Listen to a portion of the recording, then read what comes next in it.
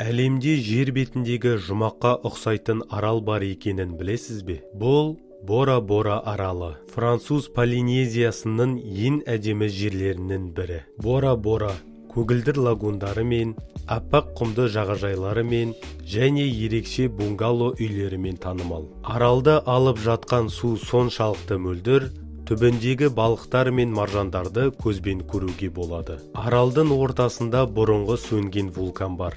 Оның атауы Отеману тауы.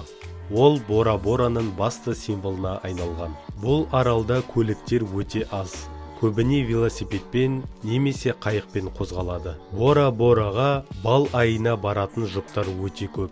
Сондықтан оны махаббат аралы деп атайды. Бірақ мұнда тек романтика емес, аралда дайвинг, снорклинг, серфинг сияқты көптеген қызықты белсенділіктер бар. Бора-Бора нағыз ертегі әлемі.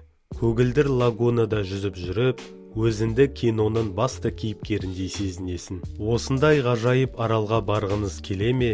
Пікір қалдырыңыз. Арнаға жазылып, лүпіл басуды ұмытпаңыз.